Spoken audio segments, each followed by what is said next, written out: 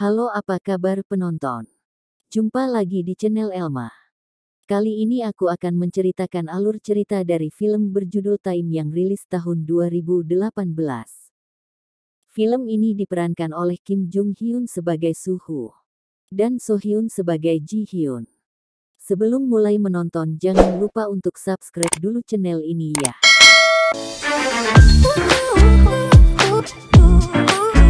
Film diawali saat Ji Hyun dan adiknya bersiap untuk sarapan pagi. Tak lama ibu mereka datang yang meminta uang pada Ji Hyun. Lalu Ji Hyun pergi kerja. Ji Hyun bekerja di sebuah mall elit di Korea. Di sisi lain Suhun yang tiba di mall miliknya memarahi pegawainya yaitu Ji Hyun. Suhun memarahi Ji Hyun karena telah salah menunjukkan arah parkir miliknya. Tanpa sengaja teman Ji Hyun bicara kasar dan terdengar oleh Suhun. Suhun yang kesal membuat kekacauan di sana. Lalu Suhun bertemu dengan tunangannya yang bernama Eun Cha. Suhun memberikan sebuah hadiah kalung untuk ulang tahun tunangannya. Terlihat Suhun yang berpura-pura menyukai Cha. Malam harinya, karena perbuatan Suhun yang memarahi Ji Hyun langsung menjadi berita yang menghebohkan. Ayah Suhun yang tahu berita ini langsung menyuruh semua pengacaranya mengurus kasusnya. Suhun mencari tahu dan menemui Ji Hyun untuk memberikannya uang damai sebagai permintaan maaf. Tapi tiba-tiba Suhun merasa kesakitan dan pingsan. Kemudian Ji Hyun membawa Suhun ke rumah sakit. Saat di rumah sakit adik Ji Hyun bilang, beberapa preman datang untuk menagih hutang ibunya.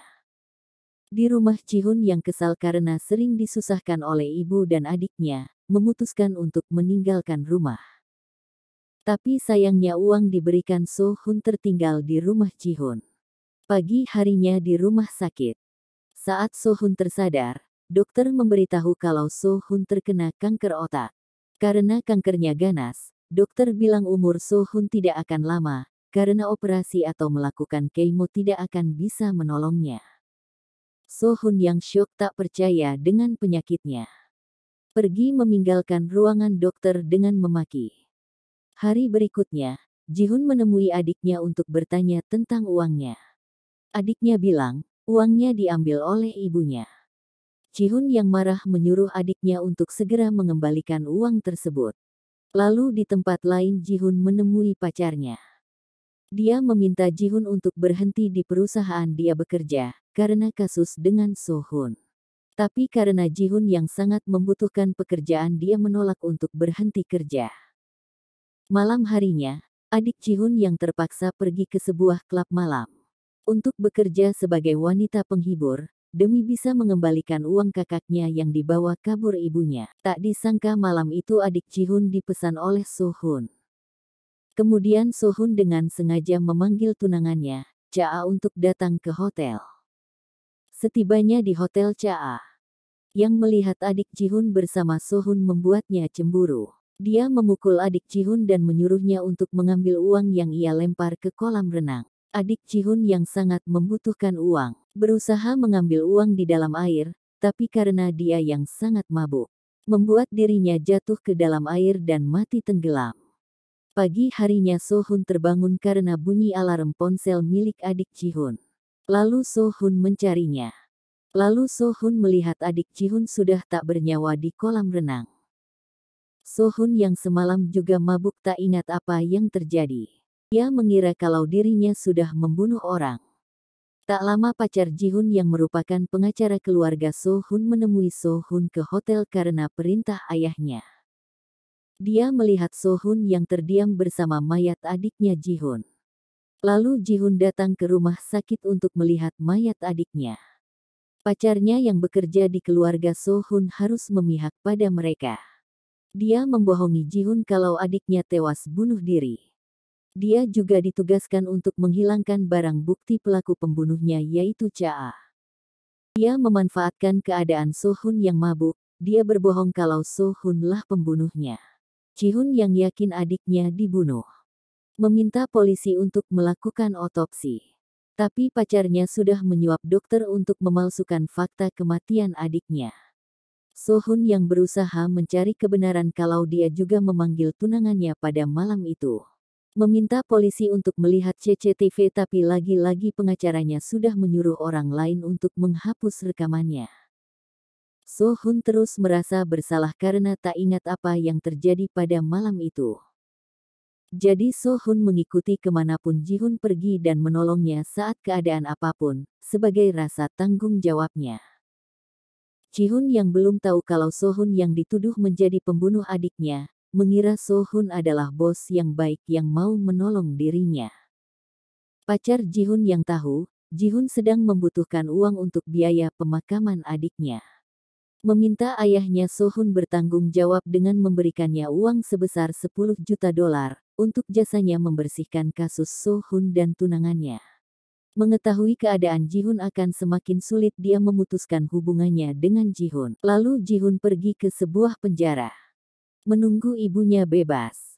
Saat bertemu ibunya, Jihun menceritakan segalanya tentang kematian adiknya. Ibunya berusaha mencari tahu kematian adik pada teman-teman yang menyusahkannya. Scene berpindah di rumah sakit. Sohun kembali bertemu dengan dokter. Dokter yang tak bisa menolongnya. Menyuruh Sohun untuk bisa menikmati sisa hidupnya agar dia tidak menyesal. Untuk menyenangkan hatinya, Sohun berencana berlibur.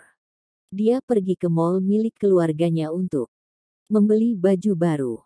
Di mall dia melihat tunangannya bersama pengacara yang mengurus kasusnya dan juga ada Jihun.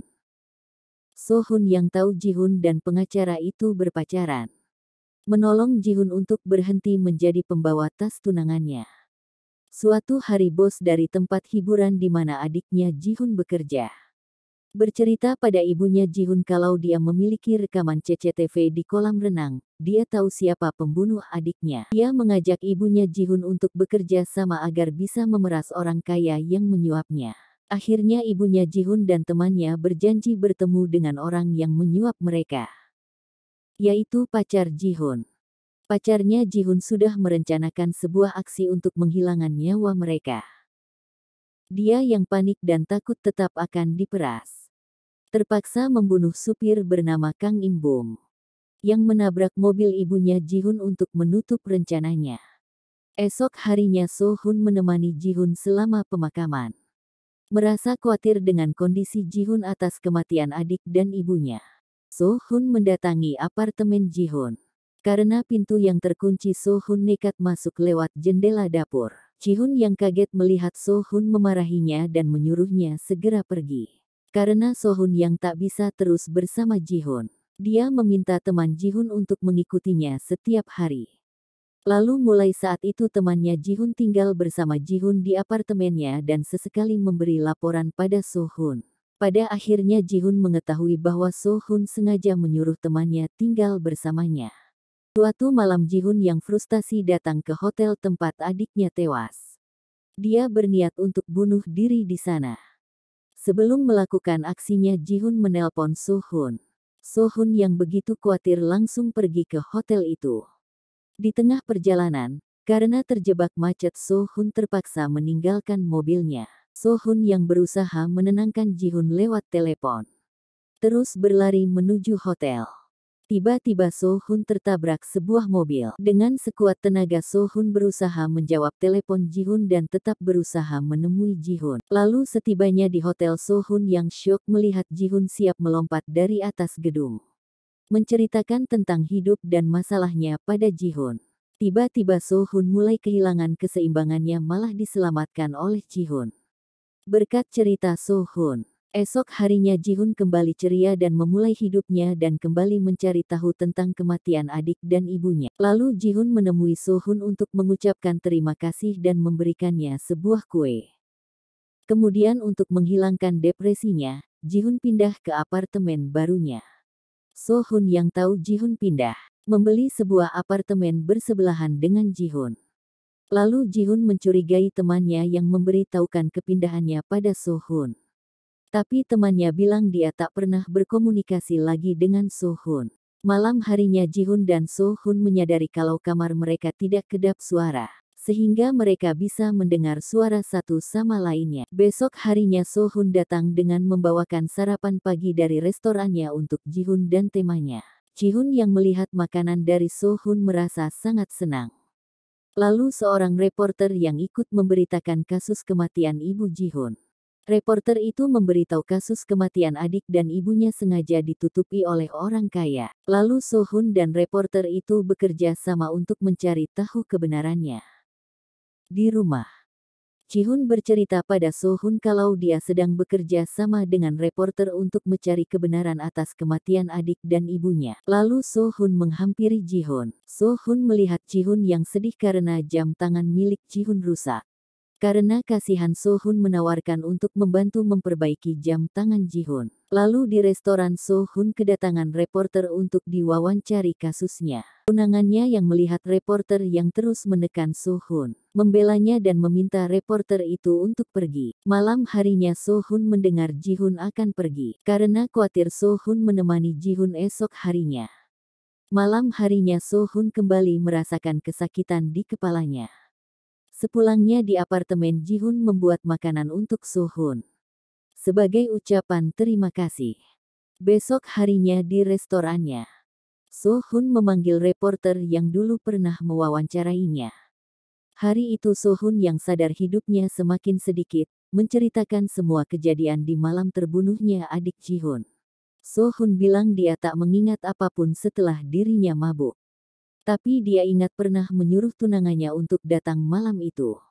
Lalu sang reporter memberitahu pada Ji-hoon bahwa di malam kematian adiknya bertemu dengan tunangan Sohun. Lalu Ji-hoon meminta bekerja di restoran milik Sohun untuk memata-matai tunangan Sohun.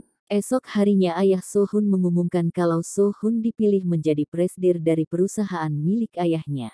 Ayahnya yang tahu Sohun begitu jujur sengaja memberi tanggung jawab sebagai presidir agar Sohun tidak lagi membuat masalah yang sudah dibersihkan oleh ayahnya. Di sisi lain Ji-hoon mencurigai pengacara Shin karena keterlibatannya dengan Kang Im-bum untuk membunuh ibunya. Di restoran tunangan Sohun cemburu dengan Ji-hoon memberi ancaman pada Ji-hoon. Sohun yang melihat Ji-hoon dibully tunangannya berinisiatif untuk memberikan semangat pada Ji-hoon. Lalu Sohun pergi ke kantor kejaksaan untuk menjelaskan atas tuduhan menyelenggarkan pesta narkoba dan untuk menangkap Kang Im-bum. Lalu diam-diam Ji-hoon mengambil ponsel tunangan Sohun dan menyuruh Kang Im-bum untuk bertemu. Rencana Ji-hoon berhasil. Kang Im-bum datang di tempat yang direncanakan tapi pengacara Shin menelpon Kang Im-bum menyuruhnya lari. Kemudian Sohun dan Ji-hoon berlari menangkap Kang Im-bum. Bagaimana kelanjutan ceritanya? Tunggu di video selanjutnya. Sampai jumpa.